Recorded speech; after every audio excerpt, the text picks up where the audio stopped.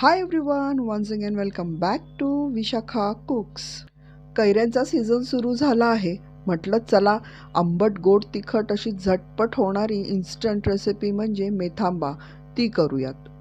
मेथांबा करण्यासाठी मी इथे 2 कैऱ्या ह्या स्वच्छ धुवून घेतल्या आहेत.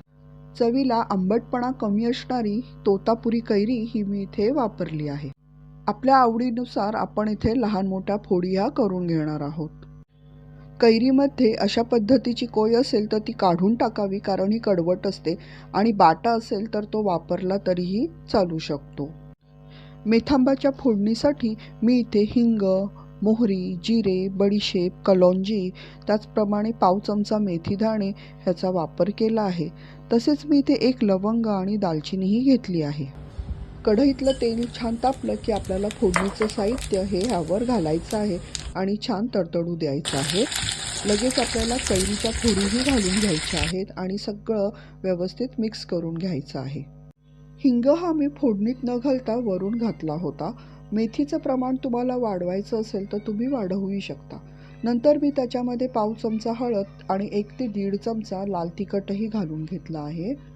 कैरी जास्त आंबट नसल्यामुळे मी इथे साखरेचा वापर हा अर्धा कप केला आहे. साखरेऐवजी तुम्ही गूळही वापरू शकता.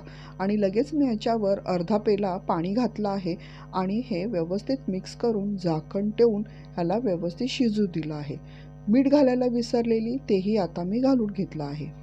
झाकण ठेवल्यावर फास्ट गॅसवर आपल्याला हे शिजू द्यायचं आहे. एकदा उकळी आली की आपल्याला मंद आचेवर हा मेथांबा किंवा गोडांबा हा शिजू द्यायचा आहे. कैरी शिजेपर्यंत आणि ह्यातलं पाणी हे आटेपर्यंत आपल्याला हे व्यवस्थित शिजवून घ्यायचं आहे. कैरी शिजली की त्याच्यातल्या थोड्याशा कैऱ्या यात स्मॅश करून घ्यायच्या आहेत, जेणेकरून आपला मेथांबा हा छान दाटसर तयार होईल. मेथांबा गार झाला तर तो आणखी दाट होतो, सो त्यातलं पाणी हे जास्त आटवू नये. पाण्याचा अंश असून देखीलही फ्रीजमध्ये गोडांबा हा 4 ते 5 दिवस सहज टिकतो. आंबट गोड मेथांबा खाण्यासाठी तयार. व्हिडिओ शेवटपर्यंत पाहिल्याबद्दल धन्यवाद.